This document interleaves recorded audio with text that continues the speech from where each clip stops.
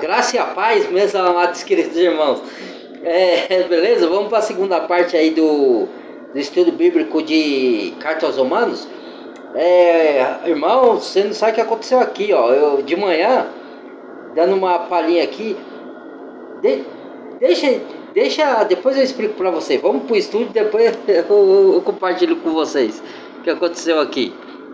Senão vai perder muito tempo.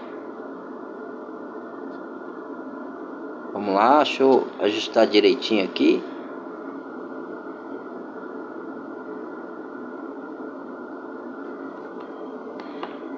Pra cá. E física.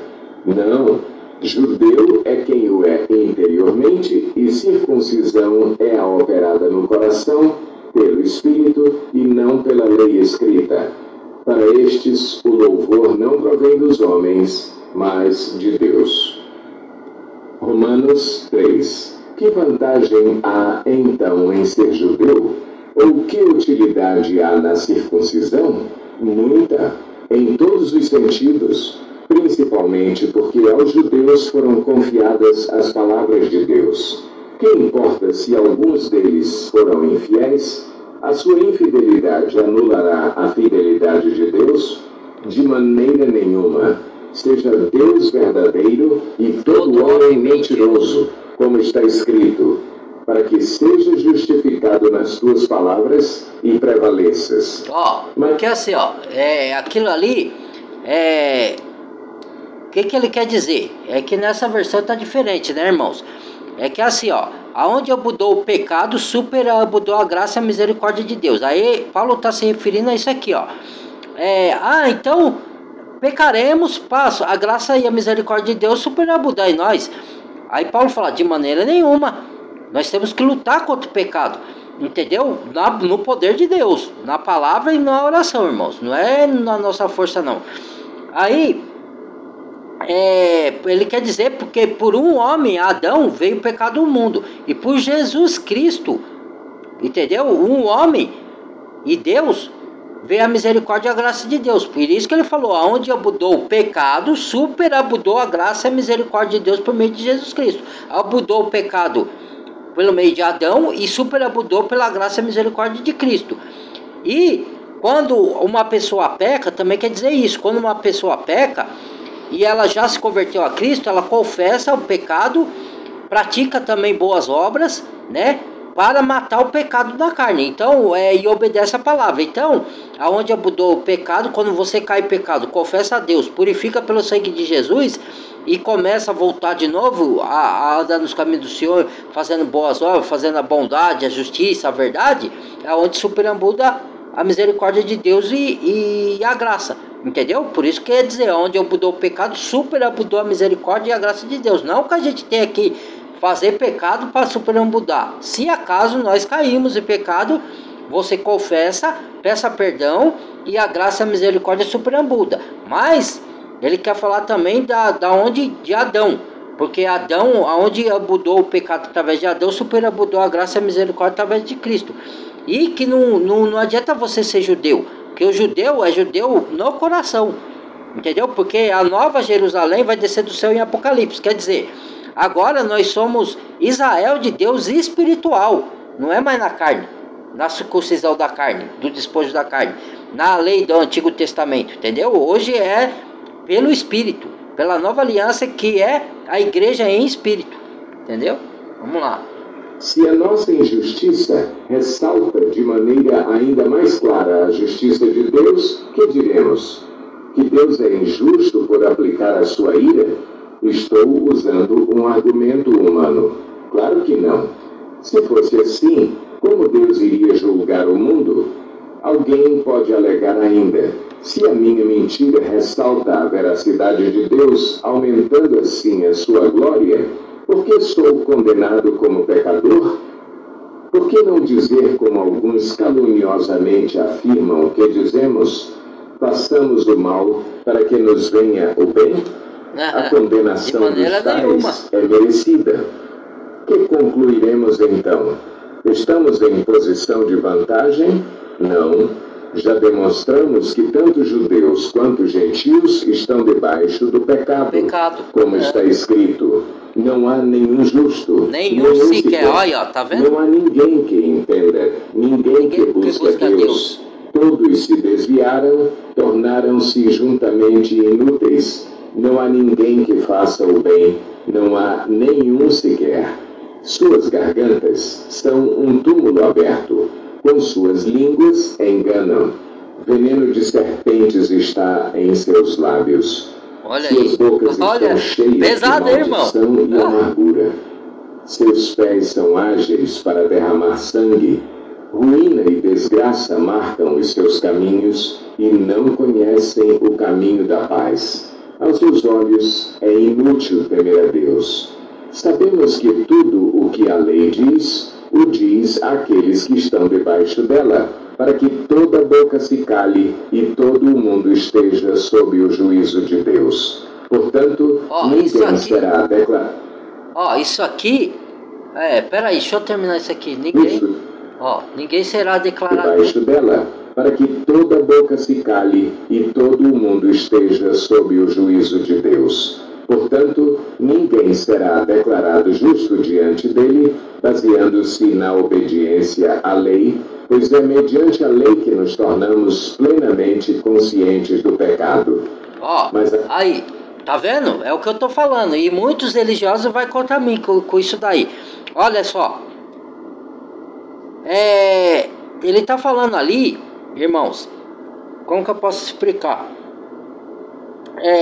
Ele está falando de uma pessoa que não é convertida, tanto judeus quanto gentios. O mundo inteiro está debaixo do pecado. Não há quem busque a Deus. Todos estão destituídos da sua glória. Por isso que ele enviou Jesus, para morrer na cruz, para a gente voltar a ter relação íntima com Deus, voltar a ser a imagem e semelhança de Deus, voltar a ser uma pessoa justa, justificada por Cristo, por Deus, por meio de Deus, no meio de Cristo, por meio de Cristo. Então, a nossa justiça própria é como tapo de imundícia para Deus.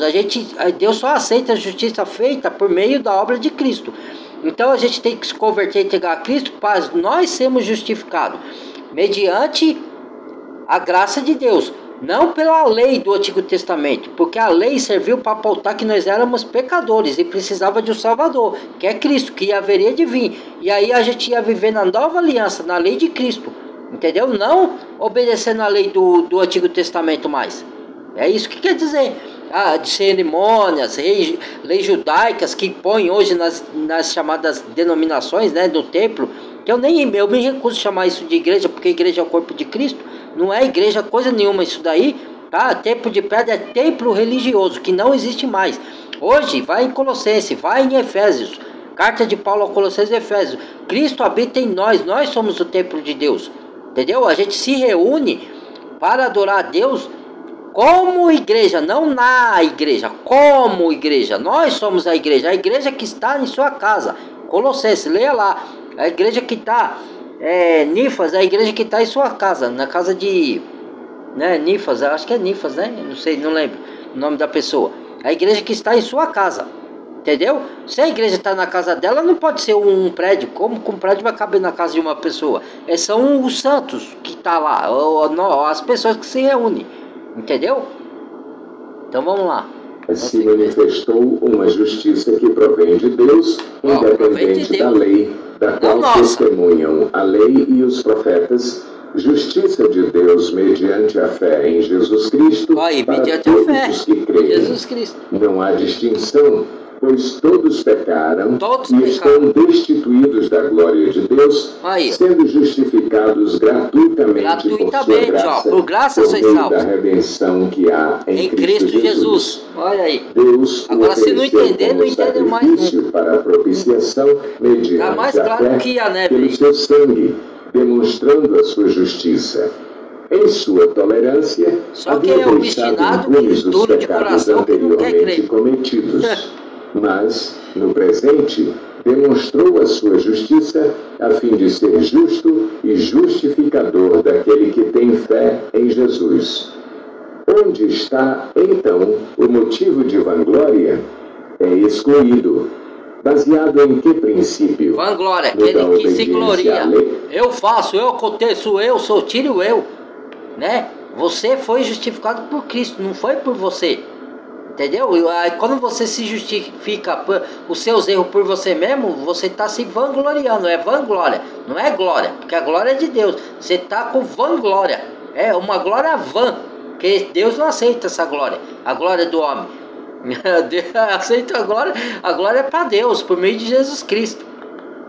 Não, mas no princípio da fé. Pois sustentamos que o homem é justificado pela fé, independente da obediência à lei. Independente da obediência à lei do Antigo Testamento. Tá vendo? Nós obedecemos à lei de Cristo, a nova aliança, Novo Testamento, que nos conduz. Ele não é também o Deus dos gentios? Sim, dos gentios também. Gentios somos nós, tá? Outras nações que não é a de Deus. Justificará os circuncisos. Pra quem não sabe, né? Tem gente que sabe. Anulamos então. Tem gente que sabe o que é gentios, né? E que sabe o que é circuncisão. Circuncisão eu já expliquei o que é, né? Entendeu? É duas coisas, circuncisão. É você circuncidar na pele o homem que era circunciso, né? Que era uma figura que tinha que circuncidar o homem nas suas genitárias, né? Que simbolizava você obedecer à lei do Antigo Testamento. Entendeu? A lei do Antigo Testamento, quem cumpre, é isso chamado de circuncisão. Então não voltar, pois, à circuncisão, porque a circuncisão agora é no espírito, é de coração. Entendeu? Pela fé, de maneira nenhuma. Ao contrário, confirmamos a lei. Romanos 4. Portanto, que diremos do nosso antepassado Abraão? Se de fato Abraão foi justificado pelas obras, ele tem do que se gloriar, mas não diante de Deus. Que diz a Escritura? Abraão creu em Deus, e isso lhe foi creditado como justiça. Ora, o salário do homem que trabalha não é considerado como favor, mas como dívida. Todavia, há aquele que não trabalha, mas confia em Deus, que justifica o ímpio, sua fé lhe é creditada como justiça. Davi diz a mesma coisa quando fala da felicidade do homem a quem Deus credita justiça independente de obras. Como são felizes aqueles que têm suas transgressões perdoadas, cujos pecados são apagados. Como é feliz aquele a quem o Senhor não atribui culpa. Destina-se esta felicidade apenas aos circuncisos? Se Abraão se justifica pelas obras, tem que justificar-se, mas não diante de Deus, né? Porque a gente é justificado pela obra de Cristo na cruz. Creu Abraão em Deus e isso foi lhe imputado como justiça, pela fé. Então aí você fala assim, mas Tiago, lá na carta de Tiago, fala que a fé sem obras é morta, que você também é justificado pelas obras. Sim, você é justificado, mas primeiro vem a fé, depois nós vamos para as obras, entendeu? Nós não somos salvos pelas obras, nós somos salvos pela fé. Aí a fé vai nos encaminhar a praticar boas obras que Deus preparou. E a fé coopera com as obras, e as obras com a fé. Mas nós não somos salvos porque senão você está comprando a sua salvação. E a salvação, Deus não faz barganha, irmãos. Deus não toca nada com ninguém. Deus é dador, Ele dá de graça pela fé. Você deposita a fé no Filho de Deus, que é Cristo, que na obra dele da cruz, e pela fé você é justificado, e aí você vai começar a praticar as obras. Não para salvação, mas para testemunhar que você foi salvo. É o testemunho, entendeu? É isso. E aí a fé coopera com as obras e as obras com a fé, entendeu? Porque a obra que você faz em Deus justifica que você tem fé. E pela fé você pratica boas obras, entendeu? É isso. Também aos incircuncisos. Já dissemos que, no caso de Abraão, a fé lhe foi creditada como justiça. Sob quais circunstâncias? Antes ou depois de ter sido circuncidado? Não foi depois, mas antes. Assim, ele recebeu a circuncisão como sinal. Ele foi antes de ser circuncidado, então foi pela fé. E a circuncisão foi como sinal que ele creu e agora pratica boas obras. Aí Deus pediu para ele entregar o seu filho Isaac como sacrifício. Entendeu? Para provar a fé de Abraão, que ele tinha fé mesmo. Não pelas obras, mas pela fé ele ia praticar essa obra. Entendeu? E essa obra, que eu fiz até o vídeo, esqueci de falar sobre isso, irmãos. E essa obra de que ele foi lá entregar o seu filho de fé, porque ele tinha fé que mesmo que o filho morresse, ele ia ser ressuscitado. Entendeu? Ele já estava crendo diante de Cristo, já era apontando para Cristo. Então, depois que Abraão pôs o filho lá, Deus falou: Abraão, não levantar o dedo sobre o menino. Então, quer dizer, ele falou, não era só para testar você. Por quê? Porque Deus já tinha providenciado um animal para morrer no lugar do menino. Deus só estava testando a fé de Abraão para morrer, porque apontava para Cristo. O substituto era um animal que representava um dia no futuro que Cristo via. Então já estava falando de Cristo ali no Antigo Testamento.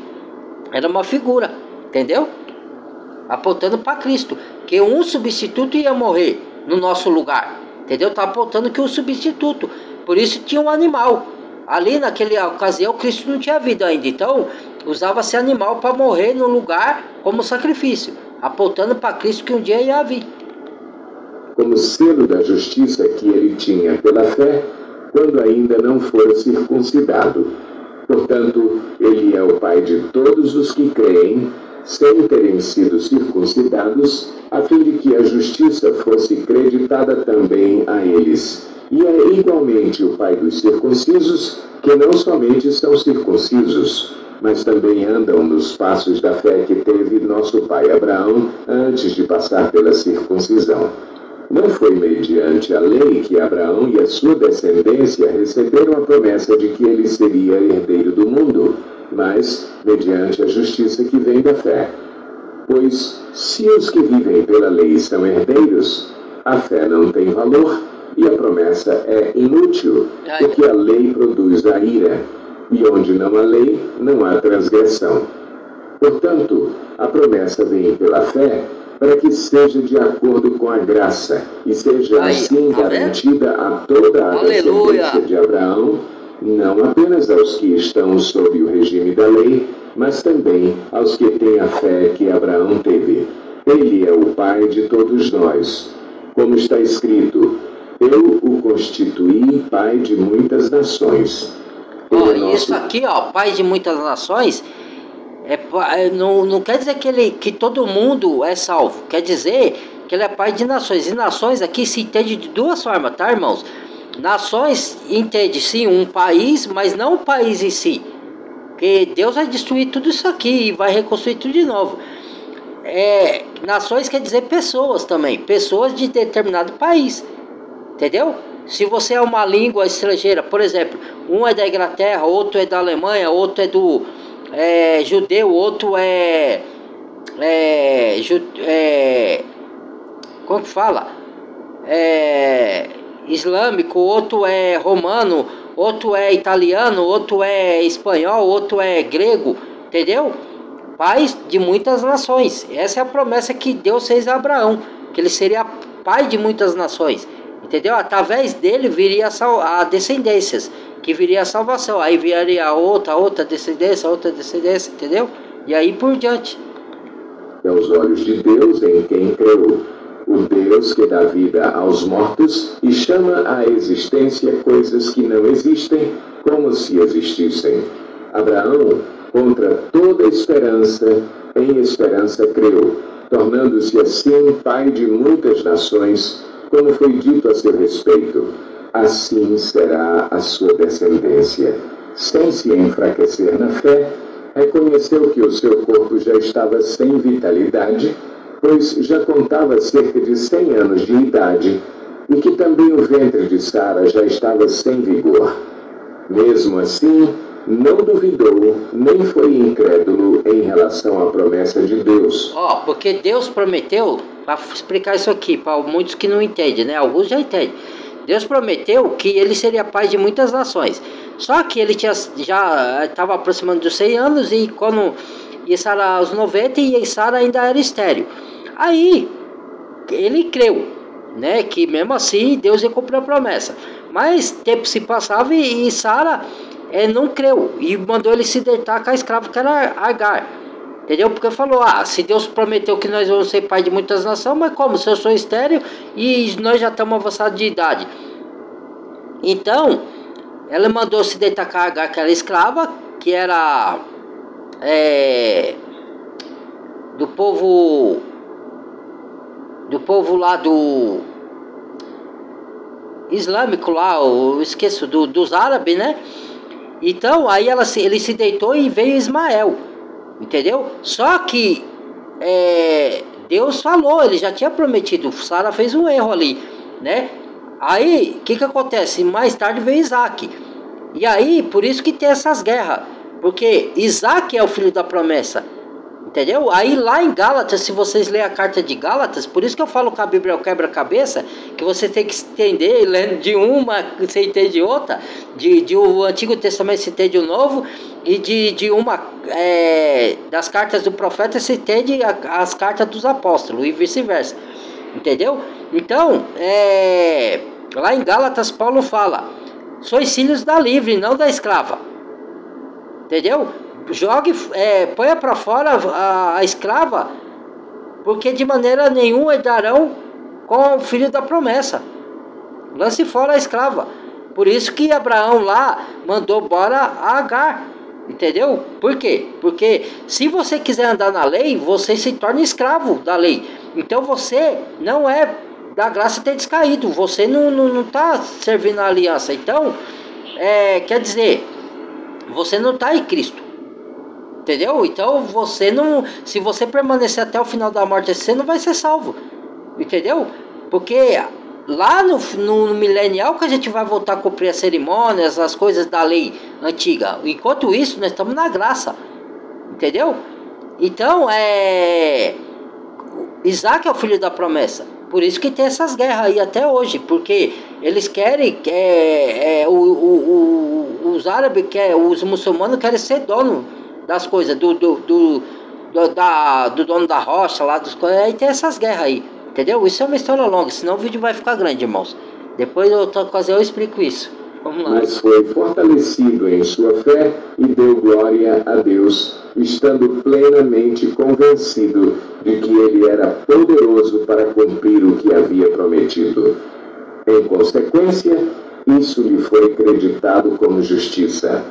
As palavras lhe foi creditado não foram escritas apenas para ele, mas também para nós, a quem Deus creditará a justiça, a nós que cremos naquele que ressuscitou dos mortos, a Jesus, nosso Senhor. Ele foi entregue à morte por nossos pecados e ressuscitado para a nossa justificação. Romanos 5.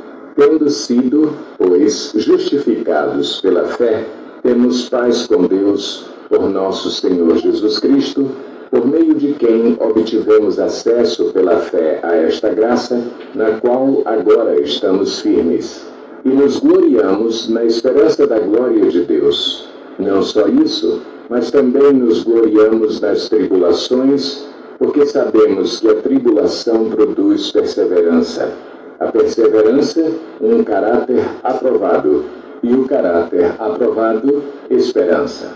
E a esperança não nos decepciona, porque Deus derramou o seu amor. Por isso que a gente passa por dificuldade, por tribulações. Cristo sofreu por nós, o apóstolo sofreu por nós e nós vamos passar por dificuldade. Mas a tribulação, o mal, Deus transforma em bem para aqueles que o amam. Entendeu? Então as dificuldades faz você perseverar na fé, faz você lutar, você ter mais fé, você ser capacitado por Deus para suportar todas as coisas nesse mundo até a gente sair daqui. E aí quando vier, a gente for ressuscitado, ou quando Jesus vier, a gente nunca mais vai ter sofrimento, nem dor, nem lágrima, nem choro, nem nada. Vai ter só alegria. Mas até lá a gente vai suportar algumas coisas. No mundo tereis aflição. Tem de bom ânimo. Jesus venceu o mundo. Se Jesus venceu, nós já somos vencedores. Nós somos co-herdeiro com Cristo. De todas as bênçãos celestiais e espirituais. E enquanto aqui nós teremos bênçãos terrenas. Mas também passamos por lutas. Entendeu? Para nós sermos aperfeiçoados e santificados pela fé em Cristo Jesus para o mundo vindouro, entendeu? nossos corações por meio do Espírito Santo que Ele nos concedeu. De fato, no devido tempo, quando ainda éramos fracos, Cristo morreu pelos ímpios. Dificilmente haverá alguém que morra por um justo, embora pelo homem bom talvez alguém tenha coragem de morrer. Mas Deus demonstra seu amor por nós. Cristo morreu em nosso favor quando ainda éramos pecadores. Como agora fomos justificados por seu sangue, muito mais ainda, por meio dele, seremos salvos da ira de Deus. Se quando éramos inimigos de Deus, fomos reconciliados com ele mediante a morte de seu Filho, quanto mais agora, tendo sido reconciliados, seremos salvos por sua vida. Não apenas isso, mas também nos gloriamos em Deus, por meio de nosso Senhor Jesus Cristo, mediante quem recebemos agora a reconciliação. Portanto, da mesma forma como o pecado entrou no mundo por um homem, e pelo pecado a morte, assim também a morte veio a todos os homens, porque todos pecaram. Pois, antes de ser dada a lei, o pecado já estava no mundo. Mas o pecado não é levado em conta quando não existe lei. Todavia, a morte reinou desde o tempo de Adão até o de Moisés. Por um homem entrou o pecado no mundo, foi o que eu falei. Superabundou a graça por outro homem, Jesus Cristo.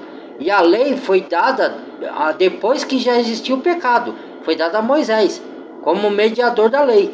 Entendeu? Agora tem um maior mediador que é Cristo, que é o intercessor por nós. Entendeu? A nova aliança. Diz que não cometeram pecado semelhante à transgressão de Adão, o qual era um tipo daquele que haveria de vir. Entretanto, não há comparação entre a dádiva e a transgressão, pois se muitos morreram por causa da transgressão de um só, muito mais a graça de Deus, isto é, a dádiva pela graça de um só homem, Jesus Cristo, transbordou para muitos. Não se pode comparar a dádiva de Deus com a consequência do pecado de um só homem. Por um pecado veio o julgamento que trouxe condenação, mas a dádiva decorreu de muitas transgressões e trouxe justificação. Se pela transgressão de um só a morte reinou por meio dele, muito mais aqueles que recebem de Deus a imensa provisão da graça e a dádiva da justiça reinarão em vida por meio de um único homem, Jesus Cristo. Consequentemente, assim como uma só transgressão resultou na condenação de todos os homens, assim também um só ato de justiça resultou na justificação que traz vida a todos os homens. Logo, assim como por meio da desobediência de um só homem muitos foram feitos pecadores, assim também, por meio da obediência de um único homem, muitos serão feitos justos. Olha aí, a lei foi introduzida para que a transgressão fosse ressaltada, mas quem tem Cristo tem o maior tesouro. Transbordou a graça, a fim de que, assim como o pecado reinou na morte, também a graça reine pela justiça para conceder vida eterna mediante Jesus Cristo, nosso Senhor. O diabo foi derrotado e pisado a cabeça ali, na cruz. Então, pensou que ele tinha vencido, justificou Jesus Cristo, ele pensou que tinha vencido Jesus Cristo na cruz, pelo contrário, ele foi derrotado ali.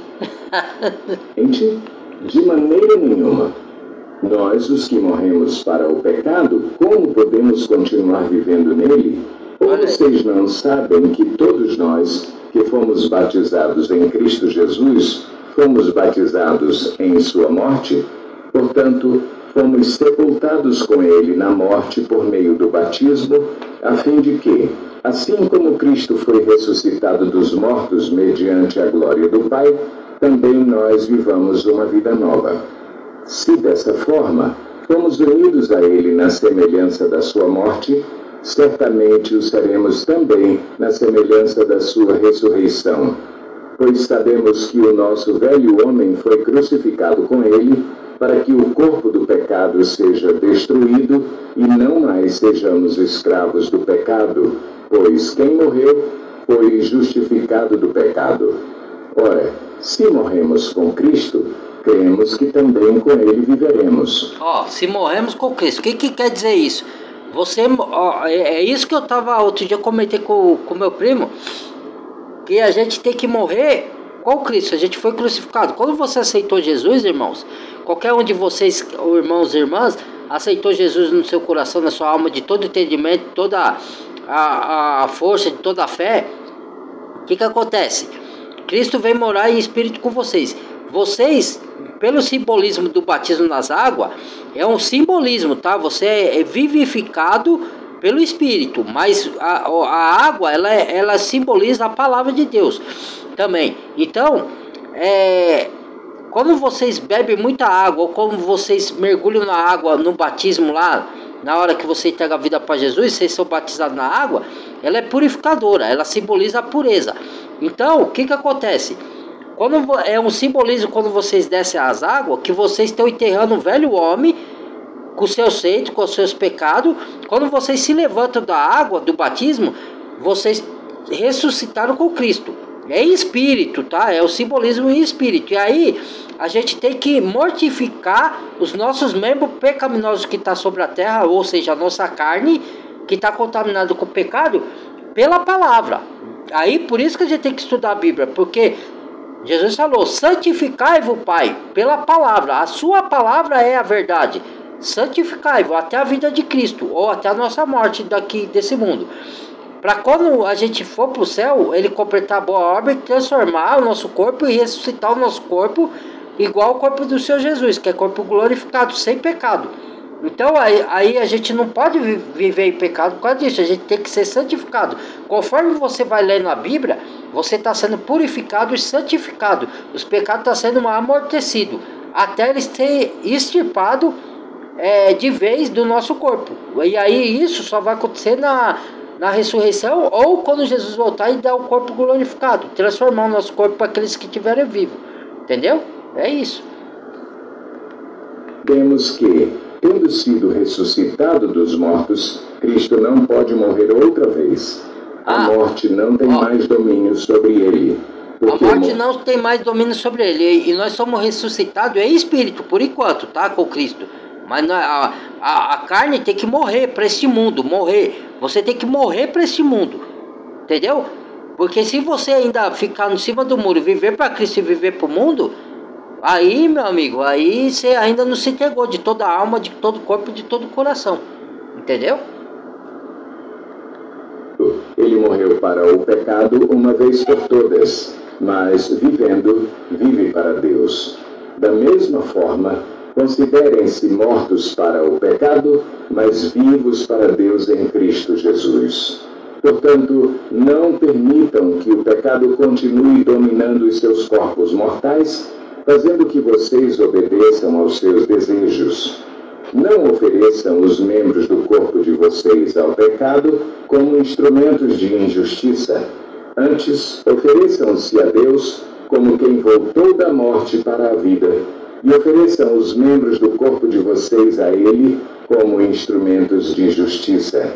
Pois o pecado não os dominará, porque vocês não estão debaixo da lei, mas debaixo da graça. E então, vamos pecar porque não estamos debaixo da lei, mas debaixo da graça? De maneira nenhuma. Não sabem que, quando vocês se oferecem a alguém para lhe obedecer como escravos, tornam-se escravos daquele a quem obedecem, escravos do pecado que leva à morte ou da obediência que leva à justiça? Mas, graças a Deus, porque embora vocês tenham sido escravos do pecado, passaram a obedecer de coração à forma de ensino que lhes foi transmitida. Vocês foram libertados do pecado e tornaram-se escravos da justiça. Falo isso em termos humanos por causa das suas limitações humanas. Assim como vocês ofereceram os membros do seu corpo em escravidão à impureza e à maldade que leva à maldade, Ofereçam-nos agora em escravidão a justiça que leva à santidade. Quando vocês eram escravos do pecado, estavam livres da justiça. Que fruto colheram, então, das coisas das quais agora vocês se envergonham? O fim delas é a morte. Mas agora que vocês foram libertados do pecado e se tornaram escravos de Deus, o fruto que colhem leva à santidade e o seu fim é a vida eterna. Pois o salário do pecado é a morte, mas o dom gratuito de Deus é a vida eterna em Cristo Jesus, nosso Senhor. Romanos 7. Meus irmãos, falo a vocês como a pessoas que conhecem a lei. Acaso vocês não sabem que a lei tem autoridade sobre alguém apenas enquanto ele vive? Por exemplo, pela lei... O salário do pecado é a morte, que nem eu falei, hein? Mas o dom gratuito que Deus deu de seu Filho, para nós crermos nele, para termos a vida eterna. Entendeu? Vamos lá. A casada está ligada a seu marido enquanto ele estiver vivo. Mas, se o marido morrer, ela estará livre da lei do casamento. Por isso, se ela se casar com outro homem enquanto seu marido ainda estiver vivo, será considerada adúltera. Mas se o marido morrer, ela estará livre daquela lei e, mesmo que venha a se casar com outro homem, não será adúltera. Assim, meus irmãos, vocês também morreram para a lei por meio do corpo de Cristo, para pertencerem ao outro, àquele que ressuscitou dos mortos, a fim de que venhamos a dar fruto para Deus.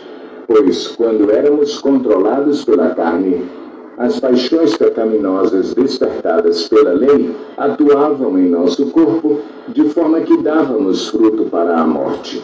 Mas agora, morrendo para aquilo que antes nos prendia, fomos libertados da lei, para que sirvamos conforme o novo modo do Espírito, e não segundo a velha forma da lei escrita.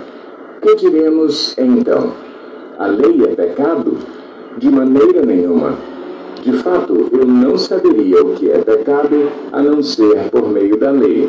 Pois... Então, a lei veio para nos ensinar o que é o pecado. E para a gente saber que a gente não consegue obedecer porque éramos pecadores. Que viria por isso que Jesus pôs o casamento entre homem e mulher, que ele citou agora aqui, ó. Se a mulher é adúltera, enquanto o marido vive, ela tem que ser fiel ao marido.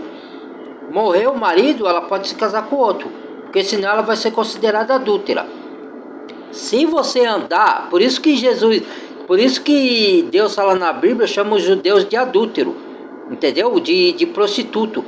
Às vezes Deus chama as suas prostitutas, entendeu? Tá na palavra isso aí, irmão, não sou eu que estou falando não, viu? Quem estuda a Bíblia sabe disso, mas ainda Deus ama eles, e eles vão se converter, entendeu? Alguns, né? Não todos, mas a grande maioria de judeus que não é convertido ainda vai se converter no final dos tempos. Aí, então Deus está usando um simbolismo ali, uma figura. Então quando você se casa, por isso que Jesus, nós somos a noiva de Cristo. A igreja é a noiva de Cristo, entendeu? Tem a parábola das 10 virgens, entendeu? É um simbolismo. Na realidade, eu não saberia o que é cobiça se a lei não dissesse, não cobiçarás.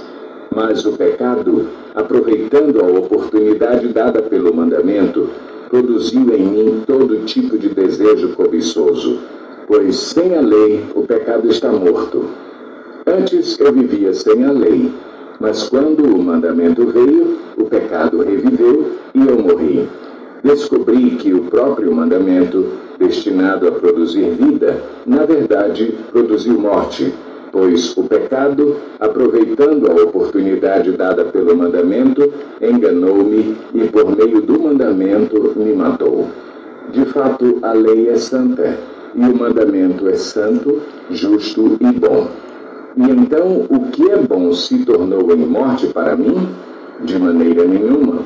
Mas, para que o pecado se mostrasse como pecado, ele produziu morte em mim por meio do que era bom, de modo que, por meio do mandamento, ele se mostrasse extremamente pecaminoso. Sabemos que a lei é espiritual. Eu, contudo, não o sou, pois fui vendido como escravo ao pecado. Não entendo o que faço, pois não faço o que desejo, mas o que odeio. E, se faço o que não desejo, admito que a lei é boa.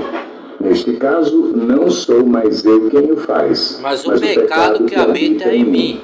Sei que nada de bom habita em mim, isto é, em minha carne. Porque tem... Falei isso para uma pessoa um dia. A pessoa falou: que é isso, irmão? Está repreendido. Eu falei: na minha carne não habita bem algum. O que habita de bom em mim é mediante o Espírito que habita dentro de mim. É o que vem de Deus, é o que vem de Jesus, é o Espírito Santo que me leva a fazer as bondades. Não é? Na minha carne só ela está contaminada, não habita bem algum. Paulo vai falar ali, ó: o bem que eu quero fazer não faço, mas o mal que eu não quero estou sempre fazendo. Miserável homem que sou, quem me libertará do corpo dessa morte? Graças dou por meio de Jesus Cristo. Ou seja, ele queria fazer o bem, mas o pecado que estava na carne, mediante a lei, fazia ele fazer o mal. Aí é o processo, aí ele foi se aperfeiçoando, aí ele foi matando os desejos da carne com a palavra de Deus, que é a nova aliança, que é Cristo, entendeu? Desejo de fazer. Porque Paulo seguia a lei e perseguia a igreja que andava na graça. Então Paulo era rigoroso da lei, entendeu?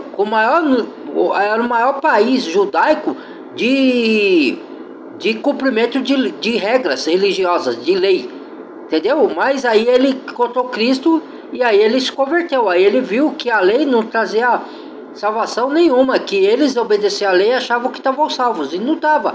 Salvo você é pela graça, né? Então vamos lá. Do realizá-lo, pois o que faço não é o bem que desejo, mas o mal que não quero fazer, esse eu continuo fazendo.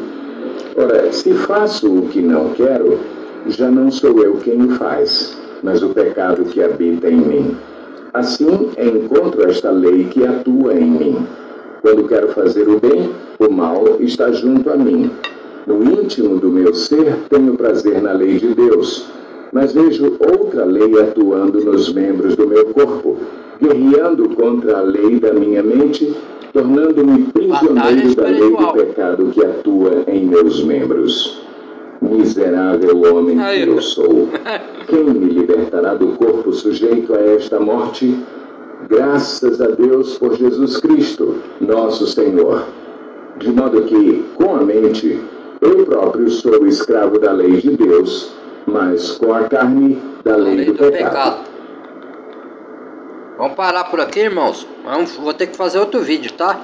Acho que vai ser uns 3 ou 4 vídeos.